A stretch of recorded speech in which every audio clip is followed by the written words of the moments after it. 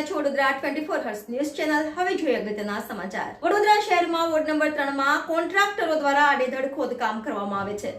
સાથે કોન્ટ્રાક્ટરો દ્વારા પોકળ કામગીરી કરવાના કારણે ટૂંક સમય પહેલા ફતેગંજ વિસ્તારમાં ભૂવા પડ્યા। વડોદરા શહેરમાં વોર્ડ નંબર 3 માં કોન્ટ્રાક્ટરો દ્વારા આડેધડ ખોદકામ કરવામાં આવે છે। સાથે કોન્ટ્રાક્ટરો દ્વારા પોકળ કામગીરી કરવાના કારણે ટૂંક સમય પહેલા ફતેગંજ વિસ્તારમાં ભૂવા પડ્યા હતા અને આજ રોજ બુડા સર્કલ કારેલીબાગ પાસે 10 ફૂટ ઊંડો અને 8 ફૂટ પહોળો ભૂવો પડ્યો હતો। ત્યારે સામાજિક કાર્યકર કમલેશ પરમાર દ્વારા કોર્પોરેશન વિરુદ્ધ ગંભીર આક્ષેપ કર્યા હતા।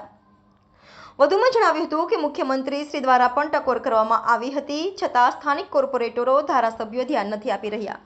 આ ભ્રષ્ટાચારનો ભૂવો પડ્યો છે તેમ જણાવ્યું હતું। જો આ ભૂવાને તાત્કાલિક ધોરણે કામગીરી કરવામાં આવે તેવી માંગ કરી હતી। વડોદરા શહેરમાં આવેલ વોર્ડ નંબર 3 જે ફતેગંજ વિસ્તારની અંદર ટૂંક સમય પહેલા ભૂવો પડ્યો તો હાલમાં જે કહેવાય છે કે ઉડા સર્કલ પાસે જે ક્રોમા બિલ્ડિંગ પાસે જે મસ્ત મોટો ભૂવો પડ્યો છે। આ ભૂવો 8 ફૂટ ઊંડો છે અને 8 થી 10 ફૂટ જેટલો પહોળો ભૂવો છે।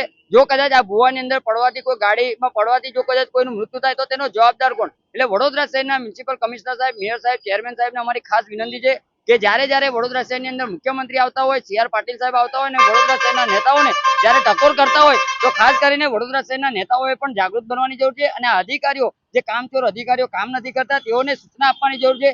કારણ કે આની અંદર જે પણ કોન્ટ્રાક્ટરે જે કામગીરી કરી છે, આ કોન્ટ્રાક્ટરે પોકળ કામગીરી કરી છે અને આડેધડ ખોદકામ કરવાના કારણે અવારનવાર જ્યારે ભૂવા પડતા હોય એટલે ખાસ કરીને આવા અધિકારીઓને તાત્કાલિક ધોરણે સ્થળ તપાસ કરવી જોઈએ અને નિરીક્ષણ કરી અને આ ભૂવાનું પુરાણ કરવું જોઈએ અને આ ભૂવો જો 24 કલાકની અંદર પુરાણ કરવામાં નહીં આવે તો આ ભૂવા પાસે બેસીને રામધૂન કાર્યક્રમ કરવામાં આવશે। તેની સંપૂર્ણ જવાબદારી જે તે જવાબદાર વ્યક્તિની રહેશે।